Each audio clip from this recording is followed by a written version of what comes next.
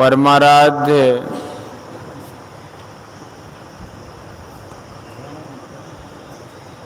सद्गुरु महाराज का प्रवचन महर्षि में ही सत्संग सुधा सागर से सिमटी दृष्टि से देखो। प्यारे लोगों,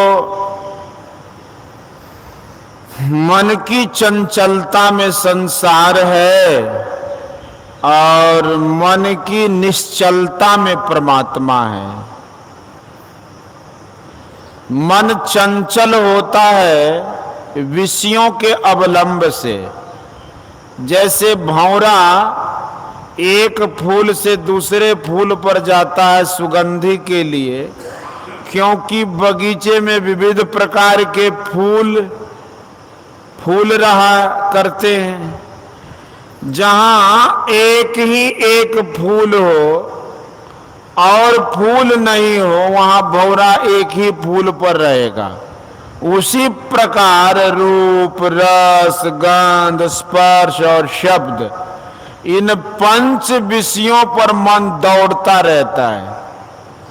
यदि इन पंच विषयों को हटा दीजिए तो संसार क्या रहता है? जो आंख से देखा जाए वह रूप है, जो कान से ग्रहण हो वह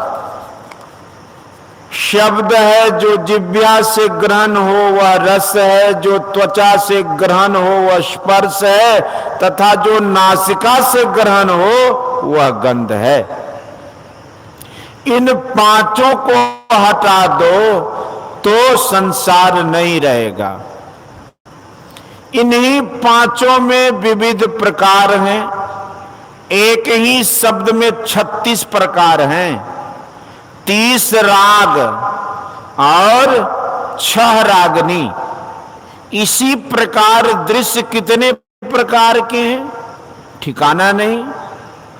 इन्हीं सब विषयों की ओर मन दौड़ता रहता है।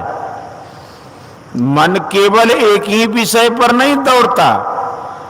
जहां एक विषय है वहां दूसरा विषय भी है, एक विषय दूसरे विषय का साथी है।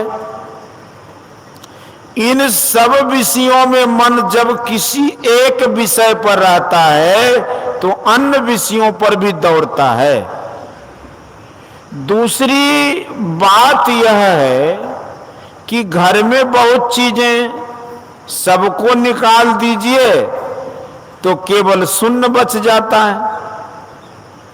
मन बिना किसी एक पर रहे नहीं मानता। मन से पंच विषयों को हटा दीजिए तो संसार नहीं बचता, तब परमात्मा बचता है। ईश्वर में मन को लगाना चाहे तो पंच विषयों से मन को हटा लीजिए, परमात्मा की ओर हो जाएगा। ईश्वर की भक्ति यही है कि निर्विषय की ओर मन जाए। ध्यान करना भक्ति है, मन को निर्विषय करना ध्यान है। ध्यानम निर्विषयम मनः। संसार को पंच विषय मैं कहते हैं। 3 को छोड़ देने पर 2 रहने पर भी संसार है। नाम और रूप, शब्द और दृश्य। शब्द और दृश्य चले गए तो संसार भी चला गया। नाम और रूप संसार है। संसार मुख नहीं, ईश्वर मुख होना है। संसार को नहीं, ईश्वर को पकड़ना है। नाम और रूप छूट जाएं तो ईश्वर को पाओगे। शब्द बहुत से हैं और रूप भी बहुत से हैं, ये कैसे छूटे? तो किसी एक शब्द को जपो और शब्द और सब शब्दों को छोड़ दो, यही गुरु मंत्र है।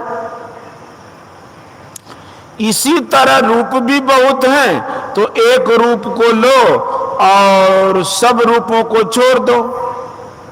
जो रूप गुरु ने दिखाया है उस रूप पर आसक्त होकर उसमें लगे रहो। अब नाम रूप में सिमटाव हो गया, केवल एक ही नाम और एक ही रूप है, फिर भी संसार मौजूद है। एक नाम और एक रूप में जो मन रहा तो स्थूल नाम रूप में रहा। एक ही नाम रूप में रहते रहते मन का इतना सिमटाव हुआ कि एक पर रह सकता है। जैसे राम कहो, वाह वाहिगुरु कहो अथवा ओम कहो, इसमें भी विस्तार है। बिल्कुल विस्तार सिमटाव में आ जाए, ऐसा कौन रूप है? जो रूप सब रूपों का बीज है, वही एक रूप है जिसमें विस्तार नहीं है। जब वर्णात्मक नाम को जपते हैं तो उसका सिमटाव नाद में होता है। नाम का सिमटाव नाद में और रूप का सिमटाव बिंदु में। इसलिए बिंदु में सिमटाव होने से स्थूल में सूक्ष्म, स्थूल से सूक्ष्म में चले आए, नाम रूप छूटे नहीं हैं। भगवान तो क्या छूट सकते हैं, वे तो सर्वगत हैं। बिंदु रूप भी हरि का है। अनोर नियाम रूप का वर्णन भी श्रीमद् भगवद गीता में भगवान श्री कृष्ण ने किया है। बिंदु रूप भगवान का ज्योतिर्मय रूप है। यह इस दृष्टि से देखा नहीं जाता, दृष्टि योग अभ्यास से प्राप्त होता है। वह दिव्य दृष्टि है, फैली दृष्टि से नहीं, सिमटी दृष्टि से देखिए। ऐसा सिमटाव हो, ऐसा निशाना कि जिसका निशान हो कि केवल वही रहे। अर्जुन, भीम, कर्ण, सबका ऐसा निशान था, ऐसा निशान था कि दृष्टि समेटने के लिए बाहर मत देखो, अंदर देखो, फैली दृष्टि से नहीं, सिमटी दृष्टि से देखो। इसी तरह अनोर नियाम रूप भगवान का दर्शन होता है, फिर भी सूक्ष्म जगत रहता है। इस दर्शन से भी ऊपर उठना होगा। विराट रूप जगत रूप है, जगत रूप से ऊपर उठने के लिए अरूपी को लेना होगा, इसलिए नाद लेना पड़ेगा। नाद अरूप है, जहां मन का पूर्ण सिमटाव होता है वहीं नाद का उदय होता है। बिंदु पर मन का पूर्ण सिमटाव होता है, वहीं नाद मिलता है। इसलिए ध्यान बिंदु उपनिषद में कहा है कि बीजाक्षरम परम बिंदुं नादं तस्यो परिस्थितम सशब्दं चाक्षरे क्षीणे निशब्दम परमं पदम।